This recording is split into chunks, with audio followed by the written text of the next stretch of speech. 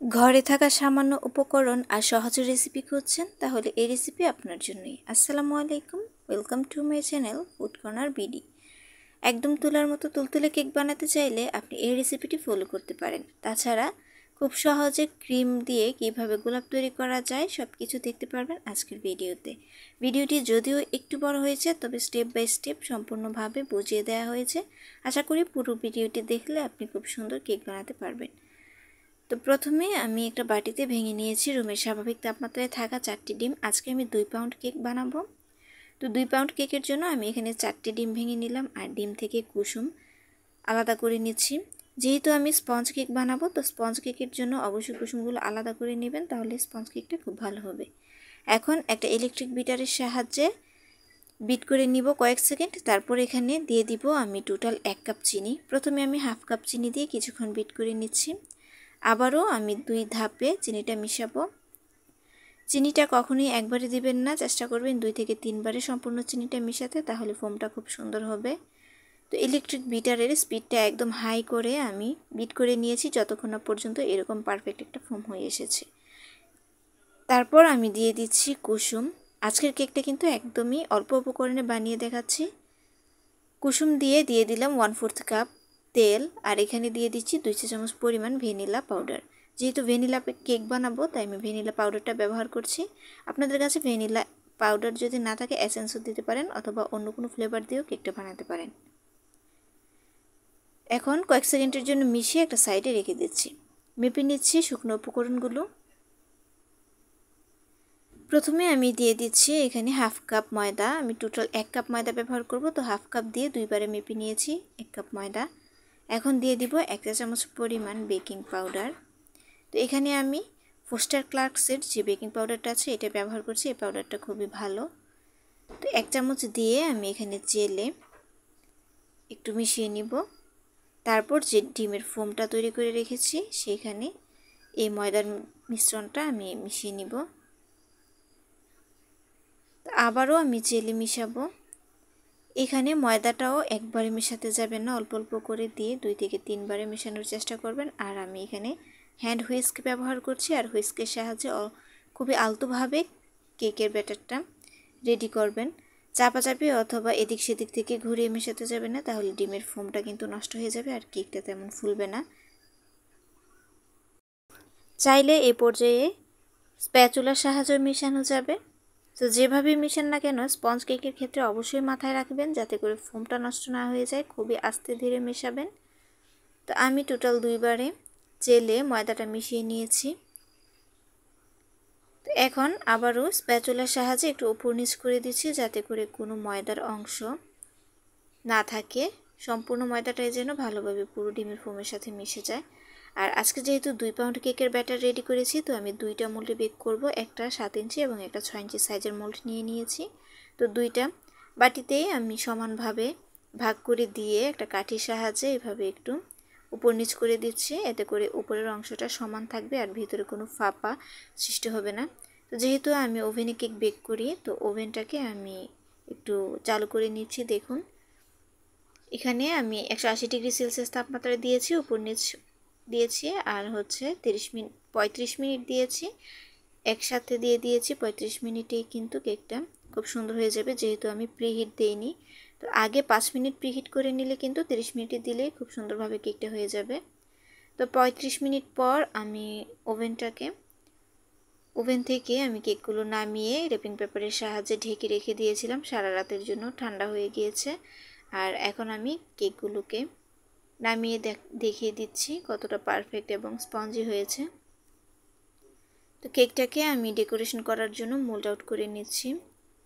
তো এই কেকগুলো কিন্তু আমার অর্ডারের থাকে, তো আমি কিন্তু আপনাদের সাথে আমার অর্ডারের রেসিপিগুলোই শেয়ার করি। তো এখানে আমি কেকটাকে কেটে নিয়েছি আর হচ্ছে হুইপড ক্রিম বানিয়ে নিয়েছি। এই হুইপড ক্রিমের রেসিপি কিন্তু আমার চ্যানেলে আপলোড করা আছে এবং লাইভেও দেখানো আছে কিভাবে আমি হুইপড ক্রিমটা একদম পারফেক্টভাবে রেডি করি। আপনারা চাইলে কিন্তু দেখে নিতে পারেন। আর স্পঞ্জ কেক ডেকোরেশন করার জন্য অবশ্যই সুগার সিরাপ বা মিল্ক সিরাপ লাগবে। আজকে আমি মিল্ক সিরাপটাই বানিয়ে নিয়েছি। দুধের সাথে চিনি মিশিয়ে এই সিরাপটা তৈরি করে নিয়েছি। আর এখন প্রতিটা লেয়ারে আমি এভাবে করে হুইপড ক্রিম দিয়ে দিব।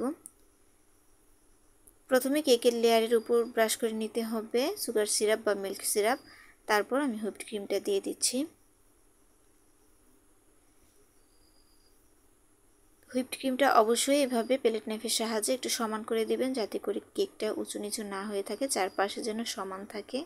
তো আমি একদম নিচের লেয়ারটাকে উপরে দিয়েছি, যেহেতু নিচের লেয়ারটা একদম সমান থাকে, তো ফাইনাল ফিনিশিংটা দেওয়ার সময় কেকটা খুব সুন্দর হয়।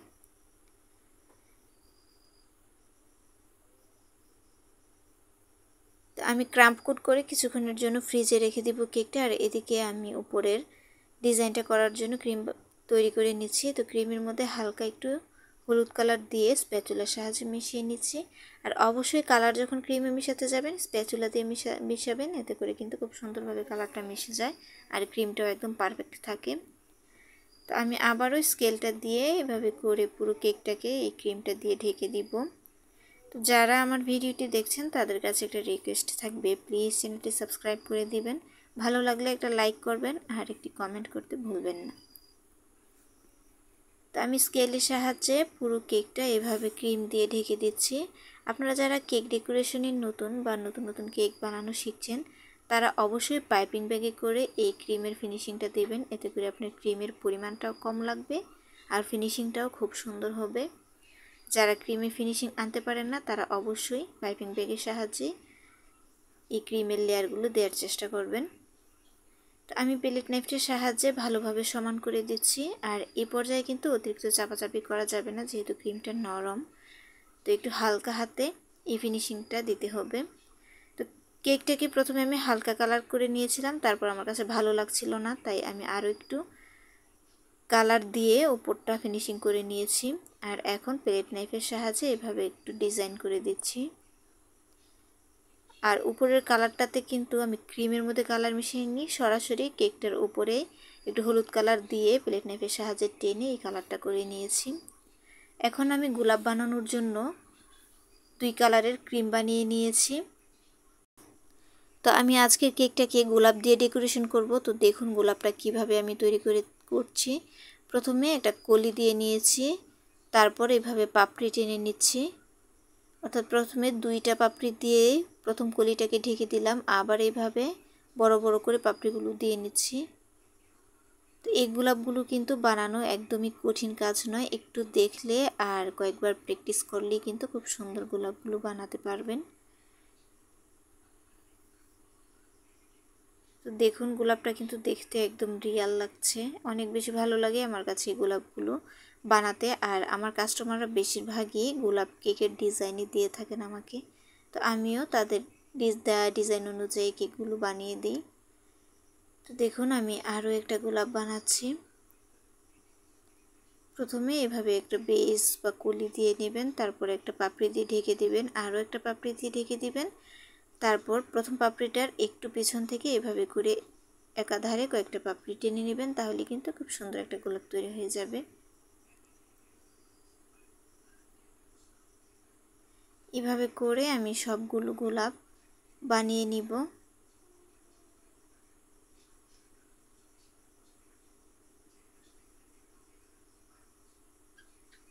তো এই গোলাপগুলো কিন্তু প্রথমে আমিও বানাতে পারতাম না, অনেকবার প্র্যাকটিস করার পর কিন্তু আমার গোলাপগুলো একদম পারফেক্ট হয় এখন।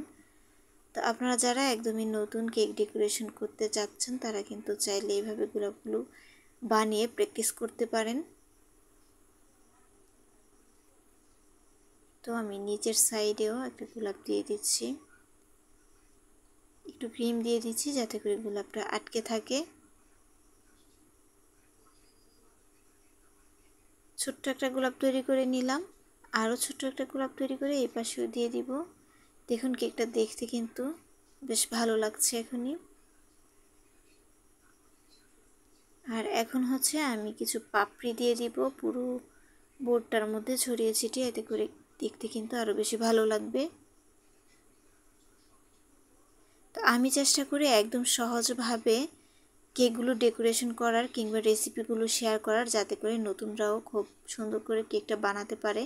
যেহেতু আমি প্রথম কেক বানাতে গিয়ে অনেক কিছু নষ্ট করতাম, তো আমি চেষ্টা করি পারফেক্ট একটা রেসিপি দিতে, যাতে করে আপনাদের অনেক জিনিসপত্র নষ্ট করতে না হয়, একদম অল্প উপকরণে এবং সহজভাবে দেখানোর চেষ্টা করি। তারপরেও যদি আপনাদের কোনো প্রশ্ন থেকে থাকে অবশ্যই কমেন্টে করতে পারেন, আমি অবশ্যই উত্তর দেওয়ার চেষ্টা করব ইনশাল্লাহ। তো এখানে প্রতিটা গোলাপের মাঝখানে বা ফাঁকা জায়গাটাতে কিছু পাতা তৈরি করে দিলাম পাতার নজেল দিয়ে। আর এখন সামনের যে খালি জায়গাটা আছে এখানে আমি গোল্ডেন লিফ দিয়ে বর্ডারের মতো করে দিব, এতে করে কিন্তু কেকটা দেখতে আরও বেশি চমৎকার লাগবে। তো এই গোল্ডেন লিফগুলো কিন্তু খাওয়া যায়, অনেকেই আসলে বোঝেন না এগুলো কি, এগুলোকে গোল্ডেন লিফ বা তবক বলা হয়। তো দেখুন আমার কেকের ফাইনাল লুকটা মাশাআল্লাহ কত বেশি সুন্দর লাগছে। যদি ভিডিওটি ভালো লাগে থাকে অবশ্যই চ্যানেলটি সাবস্ক্রাইব করে দিবেন। আজকের মতো এই পর্যন্তই, আল্লাহ হাফিজ।